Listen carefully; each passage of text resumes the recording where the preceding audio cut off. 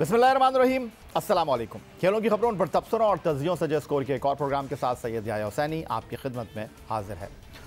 Pakistan cricket board Pakistan cricket के इंतज़ामी उमूर का ज़िम्मेदार है और पाकिस्तान क्रिकेट टीम की कारकर्दगी के साथ साथ पाकिस्तान के डोमेस्टिक क्रिकेट के हवाले से मौजूदा क्रिकेट बोर्ड ने जो कुछ तब्दीलियाँ की हैं, जो कुछ नई इस्लाहात की हैं, उस पर अब भी बात हो रही है, अब भी तहफ़्फ़ुज़ात मौजूद हैं। बिलख़ुसूस डोमेस्टिक क्रिकेट में डिपार्टमेंट क्रिकेट को बंद करने के हवाले से हर जगह बात हो रही है और क्रिकेटर्स के बेरोज़गार होने से सवालात उठ रहे हैं। लेकिन दूसरी जानिब पाकिस्तान क्रिकेट बोर्ड ने नेशनल क्रिकेट अकेडमी का नाम तब्दील किया और अब इसका नाम हाई परफॉर्मेंस सेंटर रख दिया गया।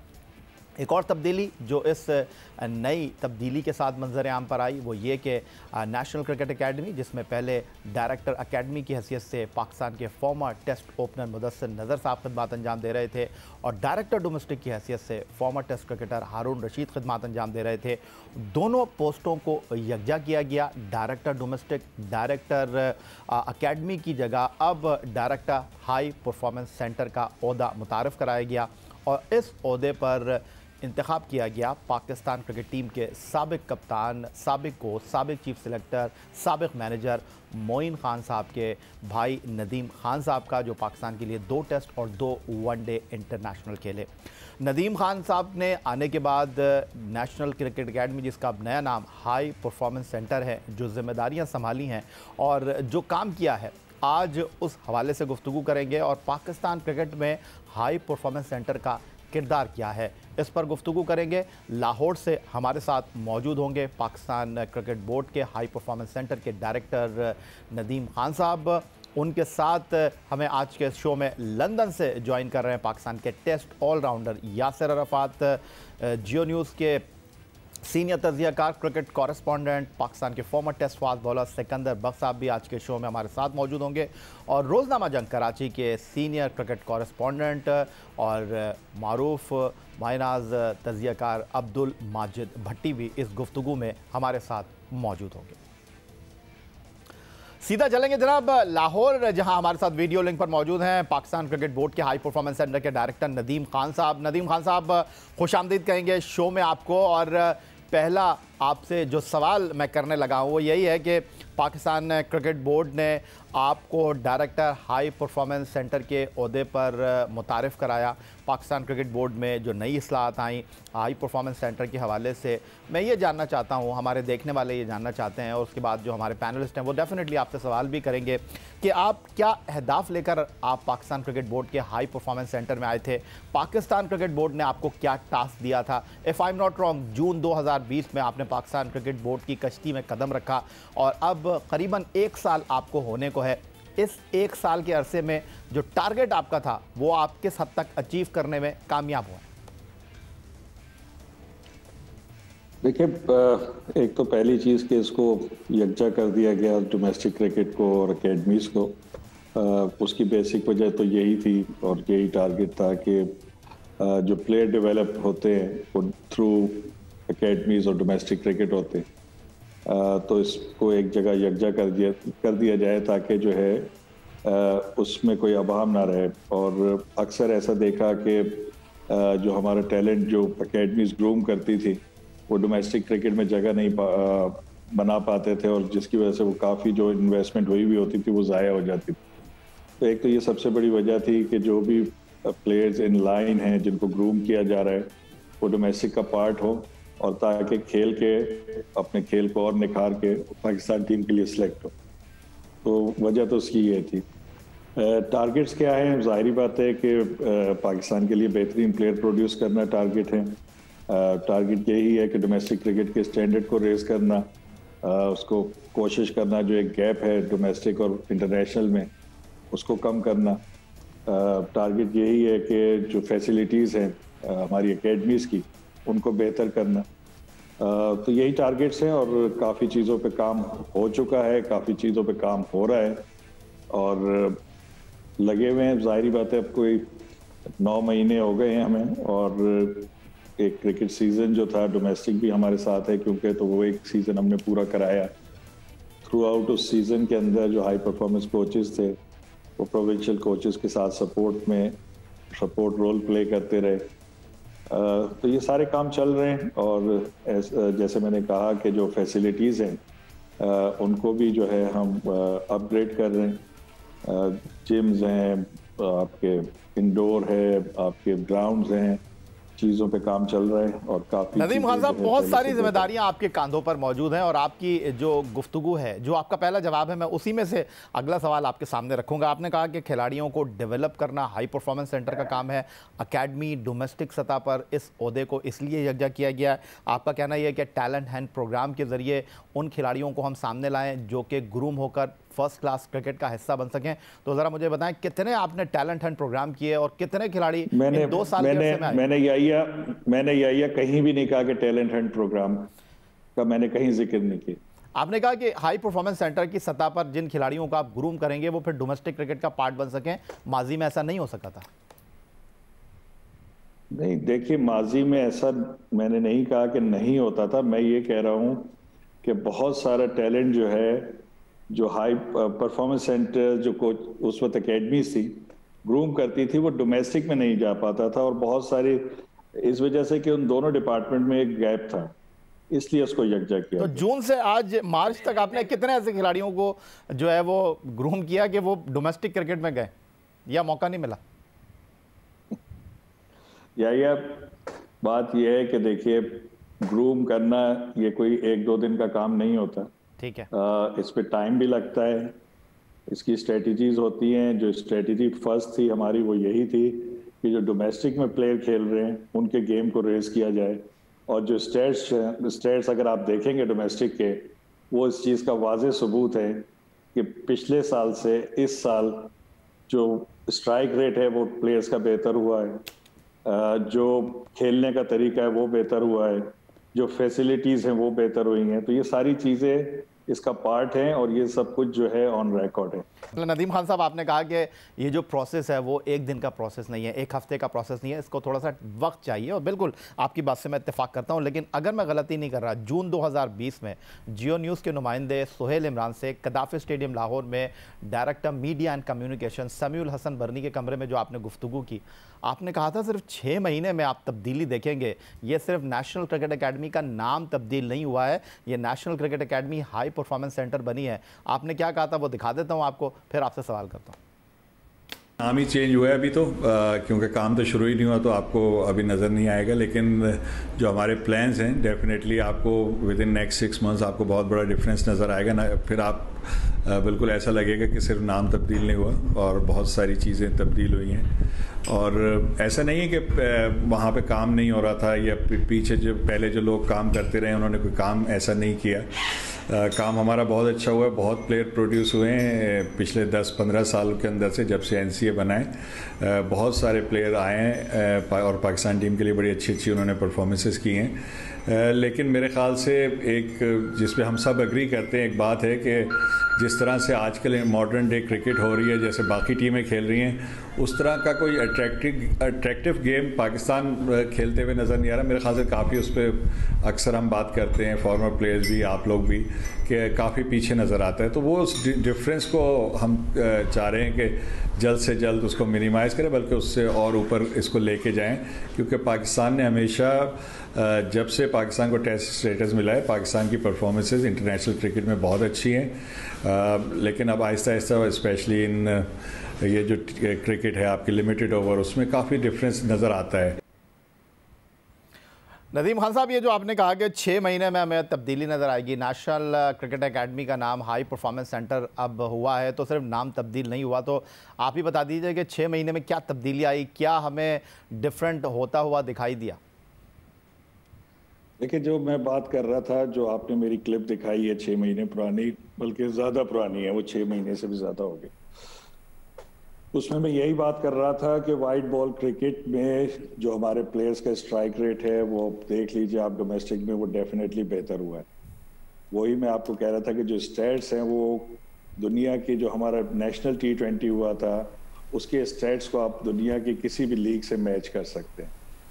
तो वो हमारे डेफिनेटली खेलने का तरीका बेहतर हुआ है और इंशाल्लाह और बेहतर होगा। ये तो है प्लेयर डेवलपमेंट की तरफ। जहाँ तक दूसरी बात है, आपके जो जिम हैं वो सारे दोनों कराची और लाहौर के रिफर्बिश हो रहे हैं, और इंशाल्लाह आप देखिएगा कि 5 to 6 वीक्स, क्योंकि ऑलरेडी ऑर्डर कर दिया है, उसका टाइम होता है, तो वो रिफर्बिश हो जाएंगे।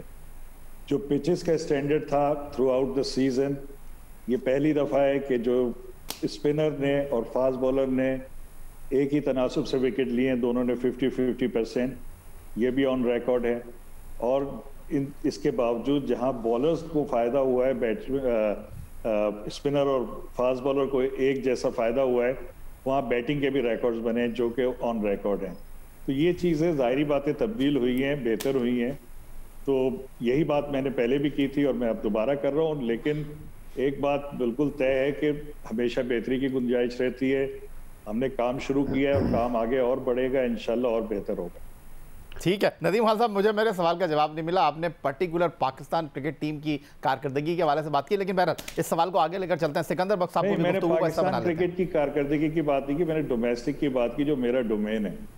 आपने सर चले अच्छा, मैं सिकंदर बख्श के पास जाने से पहले मैं नदीम खान, चूंकि डोमेस्टिक क्रिकेट आपका डोमेन है, तो बराह रास्त उसी सवाल पे आ रहा हूँ। अभी शर्जील खान की पाकिस्तान टीम में वापसी पर बहुत ज़्यादा डिबेट हो रही है। अभी थोड़ी देर पहले मिसबाह उल हक प्रेस कॉन्फ्रेंस कर रहे थे, उन्होंने कहा कि अब हमने तय कर लिया कि जिस प्लेयर को बेहतर करना होगा उसको हम हाई परफॉर्मेंस सेंटर भेजेंगे।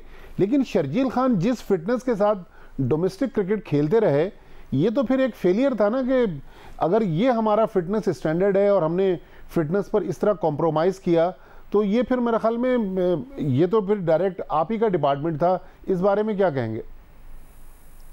देखिए, मेरे थोड़ा सा मैं आपको इस पे बता दूं कि देखिए, हम हमेशा फिटनेस की बात करते हैं और जो कि बड़ी इंपॉर्टेंट है, ऐसा नहीं है कि इम्पॉर्टेंट नहीं है। अगर देखें आपने कंसिस्टेंटली परफॉर्मेंस करनी है तो डेफिनेटली आपको स्किल के साथ फिटनेस की सख्त ज़रूरत है। कुछ केसेस में कुछ आपकी डेफिशिएंसी होती है, हर कंट्री में होती हैं।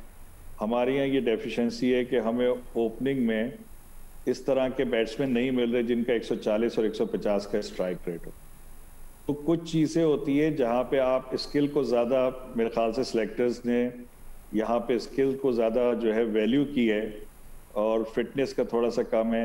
क्योंकि at the end of the day जब सिलेक्शन होती है तो कोशिश यही होती है कि उन प्लेयर को सिलेक्ट किया जाए जो मैच जिता सकें। तो मेरे ख्याल से शायद शर्जील की जो परफॉर्मेंसेस हैं वो उसकी फिटनेस पे हावी आई और उसकी वजह से उसकी सिलेक्शन हुई।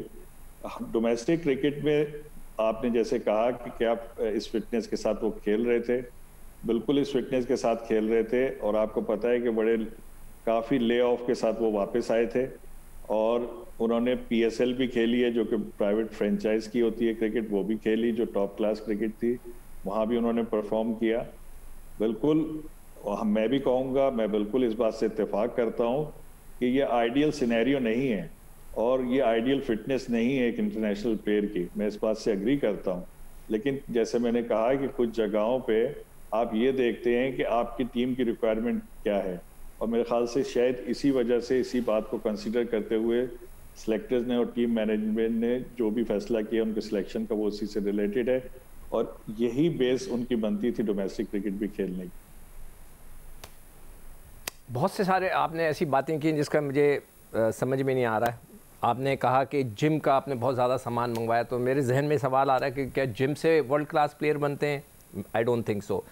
आपने कहा कि जी वर्ल्ड क्लास क्रिकेटर्स जो है प्रोड्यूस जो है हाई परफॉर्मेंस से होंगे, कभी भी नहीं होंगे, ठीक है जी। और आपने कहा हमने बहुत फैसिलिटीज़ बढ़ाई हैं, आपने सबसे बड़ी फैसिलिटी जो है जो रोज़ी थी लोगों की वो ख़त्म करा दी है। मगर मेरा सवाल ये है, आपने कहा जी टैलेंट वेस्ट हो जाता था, आप मुझे बता सकते हैं कि ये टैलेंट कैसे वेस्ट होता था? कौन उसको नहीं खिलाता था? वो कौन सा टैलेंट था जो कि पाकिस्तान की क्रिकेट की नेशनल एकेडमी बनाती थी और 16 डिपार्टमेंट थे, कोई उस शख्स को नहीं लेता था? वो कौन सा क्रिकेटर था?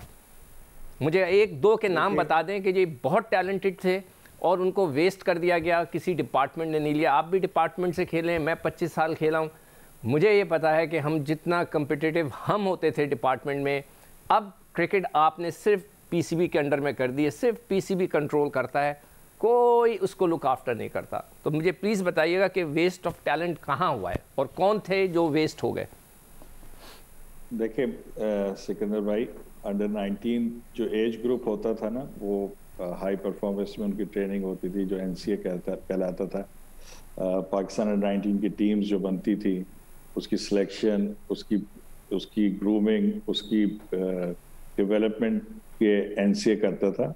और बहुत सारे प्लेयर, एक प्लेयर का नाम मैं नहीं लूंगा, लेकिन बहुत सारे प्लेयर हैं, अगर चाहेंगे तो मैं 2-3 के नाम भी बता दूंगा, कि जो पाकिस्तान अंडर 19 से खेले, और जो कि मैं पर्सनली ये समझता हूं कि अगर कोई पाकिस्तान को रिप्रेजेंट करता है एक लेवल पे, वो यकीनन अच्छा होता है।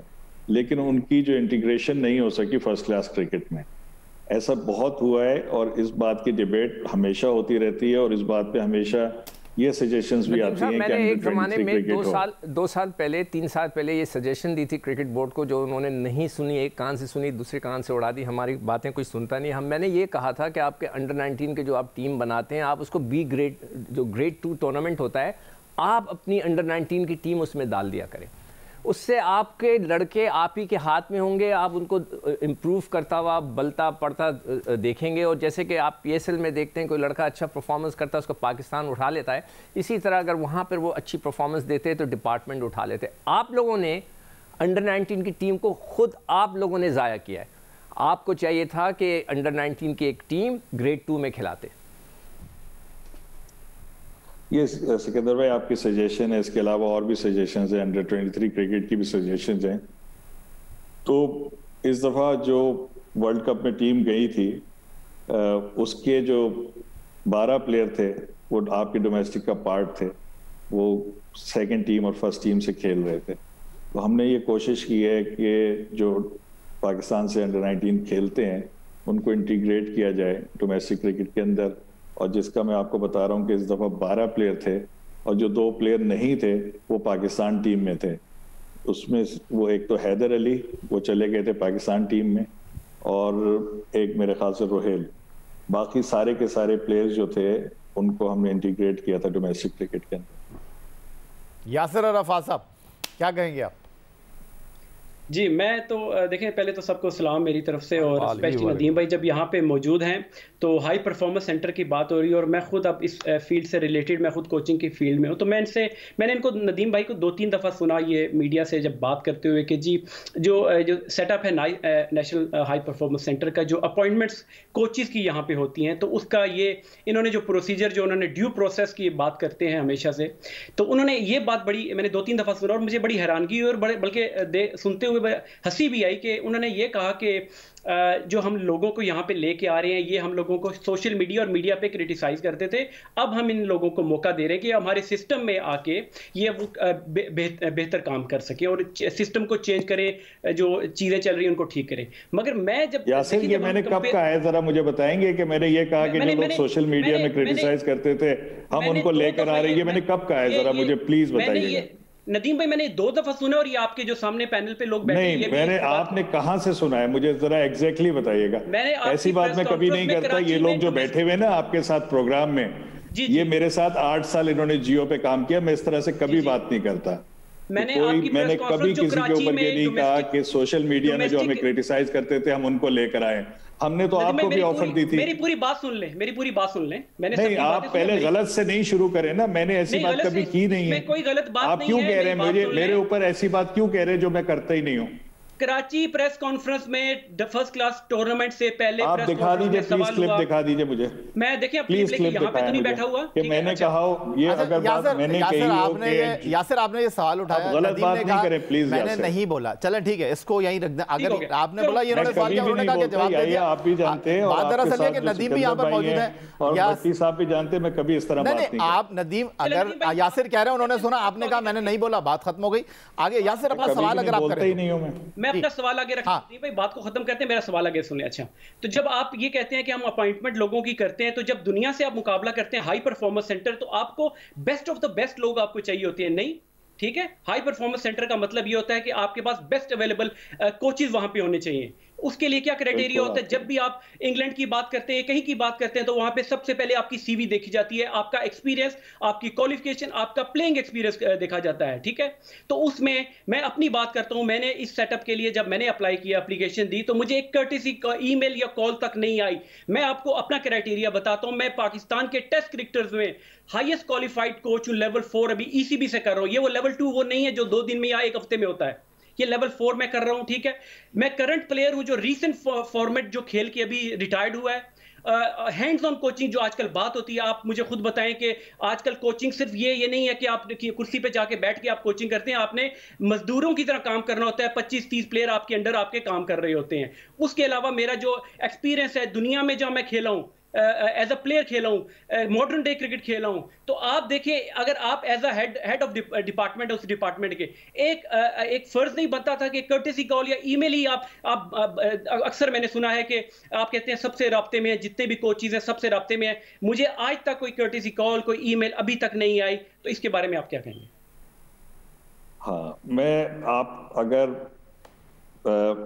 मैं आपको बताऊं कि आपने अप्लाई किया था, और बिल्कुल अप्लाई किया था, और आपको सकलैन ने फ़ोन भी किया था, आपसे बात भी की थी, वो आपको लेकर आना चाहते थे, लेकिन मेरे ख्याल से जो चीज़ें आप मांग रहे थे वो हम आपको प्रोवाइड नहीं कर सकते थे। ये बात आप बिल्कुल अच्छी तरीके से जानते हैं कि आपको सकलैन ने बिल्कुल कांटेक्ट किया था।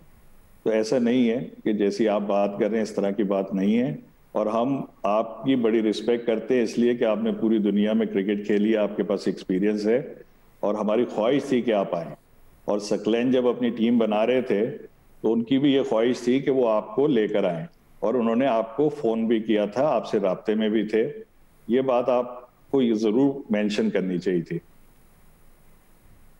मैं इसका जवाब दे देता हूँ। जी बिल्कुल सकलैन भाई ने बिल्कुल मेरे से बात की थी, मगर देखिए जो आप हर बंदा होता है, आप देखें ना, अब मुझे आप कहें कि मुझे सिर्फ एडजस्ट करने के लिए कहीं बुलाया जाएगा या काम करने जाए, इस तरह नहीं है। जिस पोस्ट के लिए मैंने अप्लाई किया था, जहां मैं समझता हूं कि मैं बेनिफिट दे सकता हूं, ठीक है, डेवलपमेंट यंग प्लेयर या जूनियर लेवल पे क्रिकेट पे, तो मैं उसके लिए मैंने अप्लाई किया। तो मैं तो ये तो नहीं है कि मैं सिर्फ जॉब सीकर हूं या मैं किसी जॉब के लिए भी मुझे कोई बुलाएगा तो मैं चला जाऊंगा। सकलैन भाई की ये बड़ाई है कि उन्होंने मुझसे रब्ता किया, मगर उस टाइम इज टू लेट, क्योंकि मैंने अप्लाई जब किया था वो काफी पुरानी बात हो चुकी थी, और वो भी सरसरी सी बात हुई थी कि आप क्या आपका प्लान है, क्या कर रहे हैं, क्या नहीं कर रहे हैं। तो वो उन्होंने कहा था कि अगेन वही आप अप्लाई करेंगे और सारा प्रोसेस होगा। तो उस टाइम इट्स टू लेट, फिर मैंने वो अपना माइंड चेंज कर लिया था। देखिए, आपने जिस जॉब के लिए अप्लाई किया था उस पे हमने जिसको रखा है उसके पास इंटरनेशनल एक्सपीरियंस था कोचिंग का, और उनको रखा था विदाउट एनी डिसरिस्पेक्ट। यासिर, हम आपकी बहुत रिस्पेक्ट करते हैं, आप हमारे इंटरनेशनल प्लेयर हैं, लेकिन जहां पे जगह बन रही थी हमने वहां आपको ऑफर जरूर की थी, जिसका आपने अभी खुद बोला है कि आपसे बात हुई थी। लेकिन मेरे ख्याल से हम जो चीज़ें थी जो हमारे पास थी वो शायद हम वो चीज़ें प्रोवाइड नहीं कर सके जो आपको चाहिए थी। मेरे ख्याल से इस वजह से ये बात आगे नहीं चल सकती। ठीक है, नदीम खान साहब हमारे साथ मौजूद हैं, director high performance centre Pakistan cricket board, senior sports journalist Abdul Majid Bhatti London से हमारे साथ मौजूद हैं, टेस्ट ऑलराउंडर यासिर अरफात, और क्रिकेट के सिकंदर बख्श साहब स्टूडियो में हमारे साथ मौजूद हैं। टेस्ट ऑलराउंडर यासिर अरफात का जो सवाल था director high performance centre Pakistan cricket board Nadeem Khan से, उन्होंने जवाब दिया। यासिर, आपका सवाल मुकम्मल हो चुका है, मैं अपना सवाल कर सकता हूँ या आप मजीद कुछ सवाल करना चाहते हैं? नहीं, आप करें, अभी मुझे फिर बाद में मौका दें, आप करें, बिल्कुल। अच्छा, ठीक है नदीम खान साहब, मैं शर्जील की तरफ वापस आऊँगा, लेकिन शर्जील से मुताल्लिक सवाल मेरा ये है कि अभी आपने भी यही कहा, आपके चीफ सेलेक्टर वसीम खान साहब, मोहम्मद वसीम, आपके चीफ सेलेक्टर से मतलब क्योंकि आप पाकिस्तान क्रिकेट बोर्ड में, हमारा पाकिस्तान क्रिकेट बोर्ड है, तो आप उसमें मौजूद हैं, वसीम भी आपके साथ मौजूद हैं। वसीम ने शर्जील को सेलेक्ट करते हुए ये कहा कि जी शर्जील साहब जो हैं वो मैच विनर हैं। आपने भी अपनी गुफ्तगू में यही कहा कि जी वो मैच विनर हैं। तो बहुत आसान और सिंपल सा सवाल मेरा ये है कि अगर वो मैच विनर हैं, उन्होंने अपनी सिंध की टीम को कितने मैच जिताए? उनकी टीम फाइनल में नहीं पहुंची, उनकी टीम वनडे कप के फाइनल में नहीं पहुंची, उनकी टीम डोमेस्टिक T20 के फाइनल में नहीं पहुंची। फील्डिंग उनकी क्या है, मैं उस पर बात ही नहीं करना चाह रहा। तो ये चीज़ का भी जवाब दे दीजिएगा। और दूसरा ये कि जो भट्टी साहब ने कहा कि ये आपका फेलियर है कि शर्जील की फिटनेस, क्योंकि आपने ये कहा डोमेस्टिक क्रिकेट भी आपके अंडर है, 1.25 अरब रुपए पाकिस्तान क्रिकेट बोर्ड खर्च कर रहा है और डोमेस्टिक क्रिकेट को आपने श्रिंक किया, आपने क्वालिटी को ज़्यादा जो है वो अहमियत दी है, क्वांटिटी आपने ख़त्म की है और आपने स्पेशली ये कहा कि जी हम डाइट प्लान लेकर आ रहे हैं, खिलाड़ियों को वो खाना फराहम किया जाएगा जो कि हिफ्ज़ान सेहत के उसूलों के मुताबिक होगा, जो पहले चिकनाई का खाना आता था वो नहीं आएगा। तो मैं ये आपसे जानना चाहता हूँ, शर्जील वनडे टूर्नामेंट भी खेले, फर्स्ट क्लास टूर्नामेंट भी खेले, T20 टूर्नामेंट भी खेले, लेकिन उनमें इंच बराबर कमी नहीं आई और अब ये हाल है कि उनकी फिटनेस के ऊपर पाकिस्तान टीम में काम किया जा रहा है। तो क्या आप नहीं समझते कि कहीं लूप होल्स हैं, आप जो डोमेस्टिक क्रिकेट में काम कर रहे हैं, अगर होते नहीं तो शर्जील थोड़े से तो बेहतर होते? देखिए यही, अब पहले से तो अगर देखें आप बात कर रहे हैं कि जो रिकॉर्ड्स हैं, अगर जो फिटनेस के उनके जो टेस्ट हुए उसमें डेफिनेटली बेहतरी आई है। ऐसा नहीं है कि नहीं आई है, बिल्कुल आई है। और जहां तक आप खानों की बात कर रहे हैं, देखें हमने वैसे भी बजट बढ़ाया था खानों का डोमेस्टिक क्रिकेट के अंदर, और हाई परफॉर्मेंस के अंदर भी खाने का बिल्कुल मेन्यू चेंज हो चुके हैं और खाने पे बिल्कुल हम तवज्जो दे रहे हैं क्योंकि ये पार्ट है देखिए फिटनेस के लिए। अब कुछ लोगों की टेंडेंसी होती है वो देर में होते हैं, कुछ जल्दी फिट हो जाते हैं, तो इट ऑल डिपेंड्स। लेकिन इसको ये कह देना कि जी फेलियर हो गया और ऐसा, मेरे ख्याल से भट्टी साहब जैसे सीनियर आदमी हैं, मेरा नहीं ख्याल कि इस तरह की बात होनी चाहिए कि जी बिल्कुल फेलियर हो गया। और जहां तक आप बात करें शर्जील के मैच जिताने की, तो जहां पे उन्होंने कराची किंग्स के लिए इनिंग्स खेली, जहां पे उन्होंने सिंध के लिए इनिंग्स खेली हैं, आप उन मैचेस का रिजल्ट देख सकते हैं। कराची किंग्स की तो मैच हार गई थी कलंदर से, जिसमें सेंचुरी बनाई शर्जील ने, वो मैच कराची किंग्स हार गई। अगर आप मैच देखें, आखिर में आमिर की गेंद पे चौका भी इन्होंने छोड़ा। देखिए उसकी अपनी पर्सनल परफॉर्मेंस, लेकिन खान साहब एक बात तो आप मानेंगे कि शर्जील के मामले पे फिटनेस पे कॉम्प्रोमाइज तो किया गया। अब देखें एक और बड़ा सेंसिटिव मामला है, शायद आप ना बोलें इस पे। मुझे याद है एक बार वसीम खान साहब कह रहे थे कि आजम खान को पाकिस्तान टीम में आने के लिए मिसबा ने कहा है कि इतने केजी वजन कम करें। तो अगर आपने शर्जील को लेना है तो आजम भी इस वक्त ऐसी प्रोडक्ट है जो तैयार है, फिर आजम के साथ ये तफरीक बढ़ती गई और शर्जील को ले लिया। फिर तो ये जो तासुर एक आ रहा है कि एक जिस फ्रेंचाइज से बाबर आजम खेलते थे वहां से शर्जील खेलते थे, इसलिए शर्जील को ले लिया गया। नहीं देखिए आजम का भी केस है, बिल्कुल आजम की जो अपीयरेंस है मेरे ख्याल से इस वक्त ऐसी नहीं है कि उसको इंटरनेशनल में सिलेक्शन हो, गो के वो परफॉर्मेंस दे रहा है, लेकिन परफॉर्मेंस शर्जील की और उसकी परफॉर्मेंस में बहुत फर्क है। आजम के लिए बिल्कुल मिसबा भी उसको चाहते हैं कि टीम में आए, बाबर भी चाहते हैं, सिलेक्टर्स भी चाहते हैं, लेकिन डेफिनेटली उसको अपनी फिटनेस पे काम करना है। और मुझे काफ़ी दफ़ा कहा गया कि जी उसको आप हाई परफॉर्मेंस में बुला लें, लेकिन और बोर्ड के जो अरबाब इख्तियार है उन्होंने कहा, लेकिन बात ये होती है कि हम किसी को भी हाई परफॉर्मेंस सेंटर में ऐसे नहीं बुलाते। असल में ये काम है सिलेक्टर्स का कि उनके क्या प्लान है, और अब सिलेक्टर्स ने हमको मेल करी कि आप आजम को बुलाएं, शोएब मकसूद को बुलाएं, तो हमने उनको बुलाया है। अब उनके ऊपर काम हो रहा है, देखते हैं कि क्या। देखें जब तक कोई प्लेयर खुद नहीं चाहेगा तो उसके लिए प्रॉब्लम होती है। बाकी हमारा काम ये होता है कि हम बेस्ट अवेलेबल ट्रेनर्स, उनकी डाइट, उनको फैसिलिटीज प्रोवाइड करें, जो कि हम कर रहे हैं। अच्छा यार बात सुनो, मुझे उम्मीद है कि नदीम बात इसलिए है कि वो तुम डाइट पे चले गए। डाइट का तो मैं ये आपको कह दूं कि वो लड़के जो बबल में थे, जाकर किसी रेस्टोरेंट में खाना खा रहे थे, लोगों ने तस्वीरें खींची, मेरे पास भी पड़ी हुई हैं, मैं दिखाना नहीं चाहता। नदीम खान के बाद भी बहुत सारी तस्वीरें। हाँ ठीक है ना, तो वो लोग कभी आप जितना डाइट उनको खिला दें, जितना हमको, ये अंदर से होता है। अगर लड़का खुद करना चाहे, बिल्कुल, जब एक हफ्ता मैं यही बात कर रहा हूँ। हाँ। आप खुद क्रिकेटर है, आप जानते हैं इस चीज को कि देखिए मैंने अभी भी यही बात कही थी कि अगर वो खुद नहीं चाहेंगे तो कुछ नहीं होगा। मगर मैं किसी और चीज पे बात करना चाह रहा हूँ। हाँ, मैं बात करना चाह रहा हूँ आजम खान पे।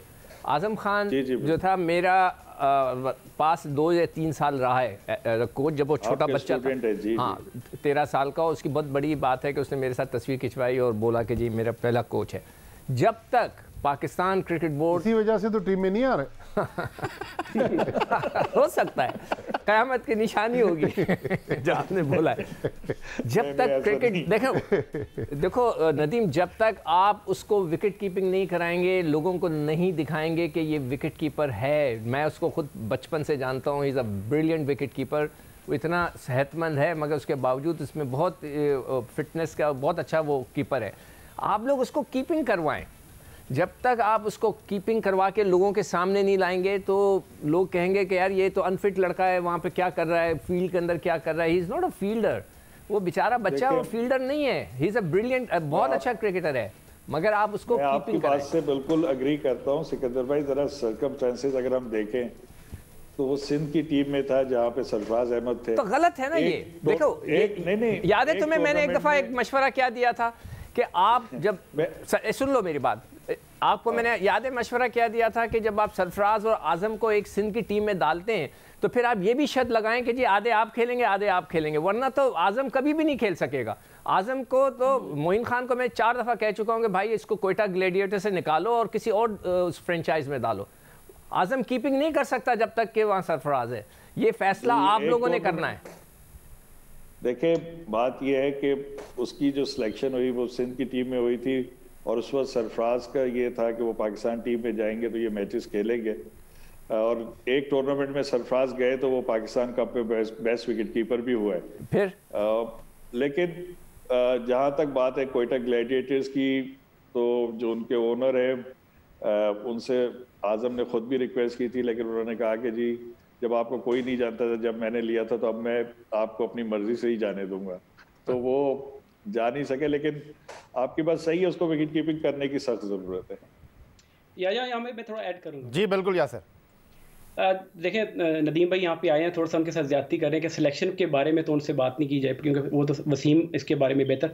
आजम के बारे में मैं थोड़ा ऐड ये करूँगा कि हम लोग खाम खा उस पर इतना एक किस्म का, मैं तो कहूँगा कि वो देखें मैं खुद बड़ा फ़ैन उसकी जो स्किल्स हैं, जो उसकी पावर हिटिंग है, मगर हम थोड़ा जितना डिस्कस हम उसको TV पे मीडिया पे करेंगे उस पर बल्कि एक्स्ट्रा बर्डन पड़ेगा, बोझ पड़ेगा। अभी उसको क्रिकेट खेलने दें, फर्स्ट क्लास क्रिकेट खेलने दें, उसके बाद जाके ये डिसाइड करेंगे वो पाकिस्तान के लिए खेलेगा कि नहीं। अभी इसके लिए बहुत जल्दी है, और अगर अभी इसको सिलेक्ट किया गया 1-2 इनिंग्सों के बाद अगर वो फ्लॉप हो गया तो ये हमेशा के लिए उसका कैरियर खत्म हो जाएगा। अभी उसको खेलने दें, उसकी फिटनेस ऑब्वियसली जिस तरह वो ट्रेनिंग कर रहा है इंडिविजुअल वो करेगा, अगर अपने आप को बेहतर कर सकता है वो इंडिविजुअल, वो खुद अपने आप को बेहतर कर सकता है। जी भट्टी साहब कुछ कहना? अच्छा खान साहब, जो सबसे एक मेन चीज़ है, आप खुद भी क्लब क्रिकेट खेले, फर्स्ट क्लास क्रिकेट, फिर पाकिस्तान टीम में आए। पिछले 2 साल से पाकिस्तान में क्लब क्रिकेट जो है वो नहीं हो रही। अभी क्लब क्रिकेट की जो रजिस्ट्रेशन शुरू हुई है उसमें भी बहुत ही एक मुश्किल प्रोसेस रखा हुआ है। 3 कैटेगरीज आपने क्लब क्रिकेट में जो रजिस्ट्रेशन की रखी है उसमें खान साहब सुनने में आ रहा है कि ये तो जाहिर है आपसे पहले के सारे बनाए हुए कवानीन थे, जो उसूल ज़वाबित थे, आप उनको डिफेंड कर रहे हैं पिछले कई महीनों से।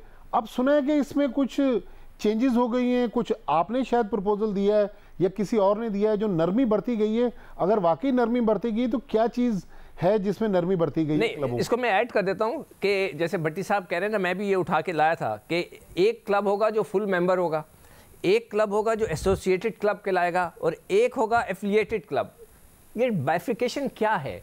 हमने सारी ज़िंदगी क्लब क्रिकेट खेली है, आपने भी खेली है, हमारे साथ भी थे आप। ये क्या बाइफिकेशन है? फुल मेंबरशिप, एसोसिएट क्लब और एफिलिएटेड क्लब।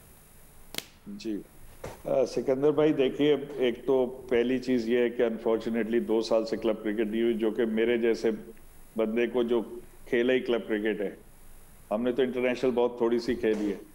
तो क्लब क्रिकेट जो है ना होना, मुझे बहुत इसका पर्सनली मैं इसको फील करता था। इसी वजह से हमने रजिस्ट्रेशन शुरू करी जल्द से जल्द। मेरी कोशिश थी कि मैं इसको रजिस्ट्रेशन जैसे ही डोमेस्टिक से फारिग हूँ रजिस्ट्रेशन के प्रोसेस को शुरू करूँ, ताकि क्लब क्रिकेट जो बच्चे 2 साल से नहीं खेल रहे वो खेलें। ये हमारी जिम्मेदारी नहीं थी, ये असल में क्रिकेट एसोसिएशन ने रजिस्ट्रेशन करनी थी।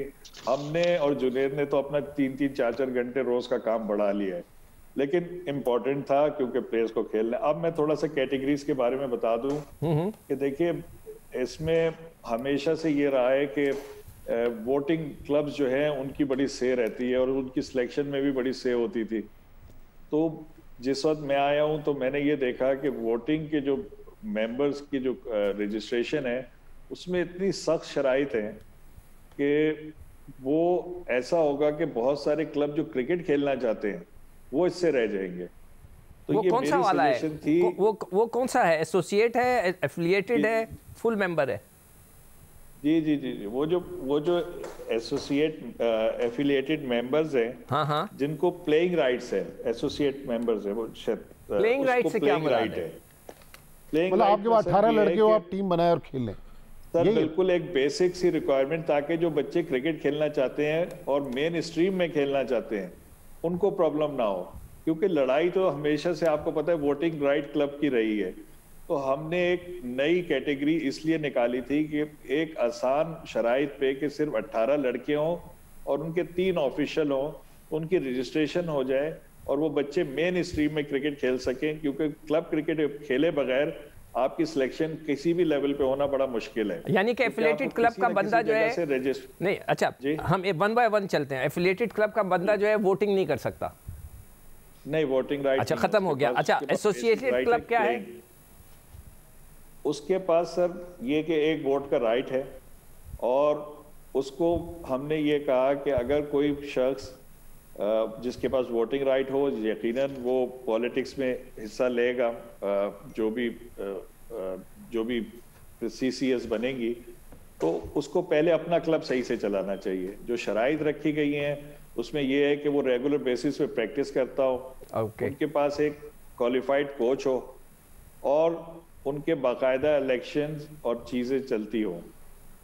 देखिए कोई क्लब है जो प्रैक्टिस ही नहीं करता और उसके बाद वोटिंग राइट है, जो अपना क्लब सही से नहीं चलाता, मैं और आप कब चाहेंगे कि वो?